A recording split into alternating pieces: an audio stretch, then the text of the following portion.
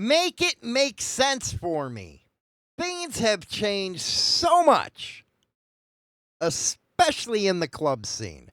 Now, we always knew that the bikers were being taken over by a bunch of yuppie road warriors. But come on, man. I thought there was a simple thing about clubs. You keep your mouth shut. So when I'm covering this story, and it has to do with this Mongols Warlocks business down in Florida during Daytona. My surprise, a member of the Warlocks, allegedly, we have to put that in there, did an affidavit. And I thought that's something that was never done. That's how much things have changed. It like blew my mind. I was looking at it while I was doing live, and I was like, you got to be kidding me. I was speechless that this happened. Coming up. Break the throttle, feel the raw, bikes and freedom, we're hardcore. Insane throttle, we're the spark, ripping through the night, light up the dark. Rev it up, let the engine scream, live on YouTube, living the dream. Biker news, we're breaking the mold. Insane throttle, hearts falling cold. Okay, if you haven't seen the video where I went live, make sure you do. It had a lot about talking about cops and, you know, how you got to shut up and how they work you in an interrogation. Maybe allegedly the person in here might want to read that. Anyway, this coming from the Daytona Beach News Journal, and they are keeping up on this story. This by Frank Fernandez, the 29th of July, 2025. His headline reads, Mongols attack Warlocks during the bike week. But there's a but there. Tensions were already rising among the clubs. Let's go into his little deal here.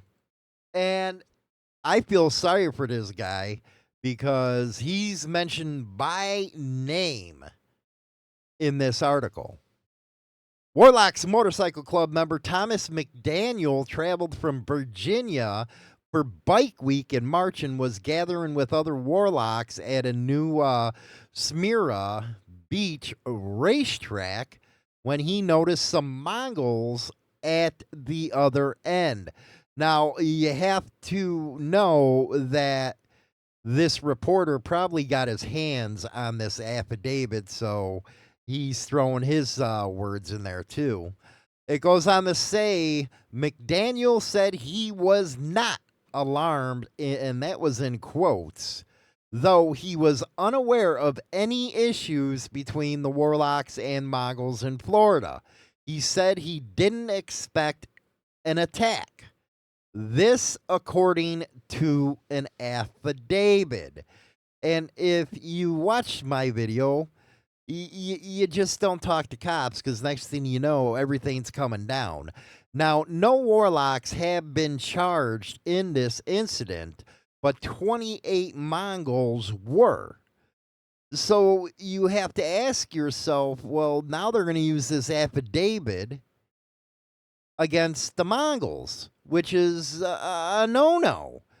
And are they going to call this Thomas McDaniel to testify against the Mongols because he gave an affidavit in this?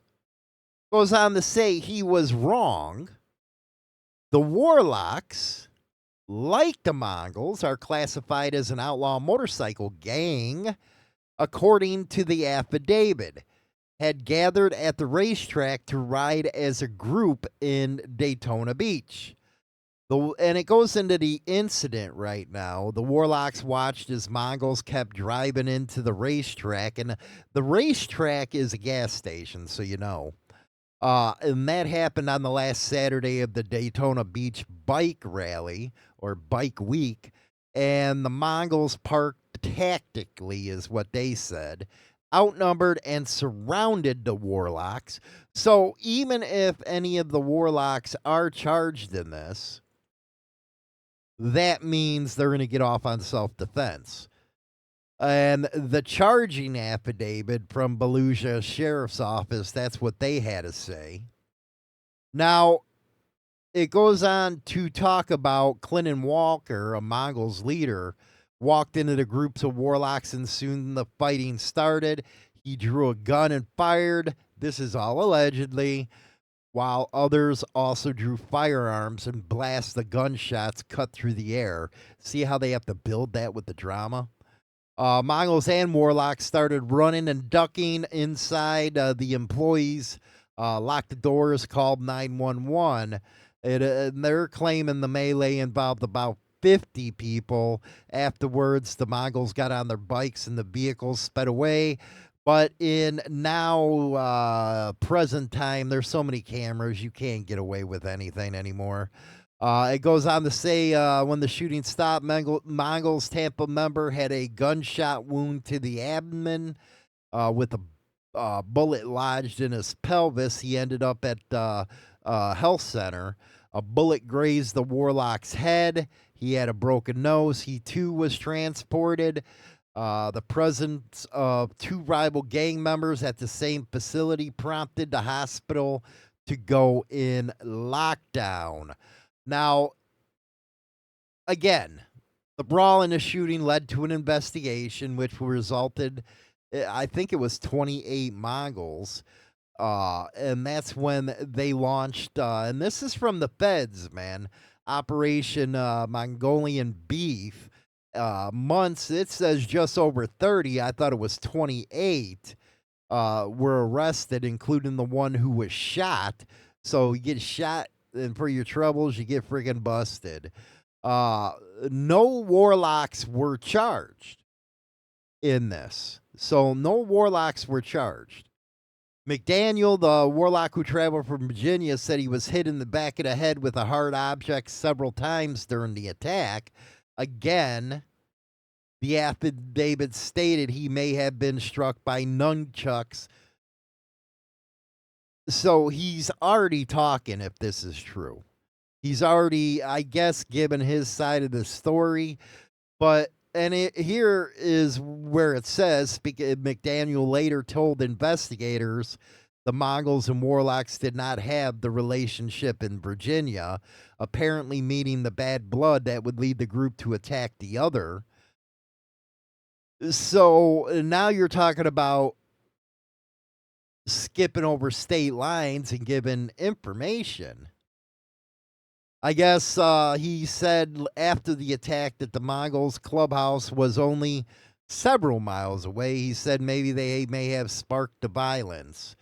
When investigators asked, he declined to pursue charges, which is cool, saying that due to his lifestyle, he could not cooperate with law enforcement. I wouldn't even have said that. I'd have said, nope. But he said due to his lifestyle, so now you're implying that it's criminal. And they pick up on that stuff. The lifestyle features rising tension among outlaw motorcycle gangs nationwide, includes the possibility of injury to police and civilians. That's what they use. Then it goes on with the other ones. Then it claims or accuses the Mongols for a propensity for violence. All this kind of stuff comes out with this kind of stuff. They're even trying to tie the Mongols to drug cartels. And we know that's not a good idea right now with this administration, is being tied to a cartel because they got them as terrorist organizations. I just couldn't believe when I seen it where they had an affidavit of him talking. And I'm not making allegations or anything. I'm just reading what the article says and reacting to it. But some good news out there Heroic Motorcycle Club rescues young girl after a fatal crash. This happened on Highway 89. There was a couple that was killed, the 11-year-old granddaughter on the verge of death. But it was supposed, it goes into the whole deal. It goes on the quote, and this was a member of the Redrum Motorcycle Club that did this. I'm sitting there trying to wave him to stop, slow down, do something. A member of the Redrum Motorcycle Club said, which played a key part in saving the 11-year-old's life. That is awesome. Good stuff right there. I'm like, hello, this is Michelle, and she says, are you the parent of Yvette? And I said, my heart just went, wait, what? She said, we have our daughter. She's been flighted out to the hospital. Basically, what it was doing is explaining everything right there of how it went. It goes on, our creed is red rum, does not mean murder. Red rum is the drumbeat, the heartbeat of Mother Earth and mankind together. Red rum is strength of the people. As a member, I am required to do what I can when I can. And there you see members of the Red Rum in there with the kid that was hurt. That is just awesome stuff. Congrats go out to the Red Rum on them helping out save that little baby's life. Anyway, let me know what you guys and gals think about the earlier story, about the affidavits. Clubs talking to cops now. We actually put up a video. A Hells Angels was caught on camera talking to the cops, letting them know something about how somebody pulled a gun on them. It's just not like the way it was. That's what I have to say. Anyway, don't forget to like and subscribe if you want to help the show. There is a donate link in the comments section. $5 really helps this show out. Anyway, we'll talk to you later. Rock on, baby. Rev up, riders. Welcome to the Insanity Podcast by Insane Throttle, the no-holds-barred show for bikers by bikers. We're your hosts, Hollywood and Chinatown. Get in the road with real talk on motorcycles, relationships, politics, and more. From chrome to chaos, we cover the wild stuff that fuels our ride. So grab your helmet, crank it up, and join the Insanity Monday through Friday at 8 a.m. Central Standard Time. Tune in on YouTube. The podcast is also available on Spotify, Apple iTunes, and more.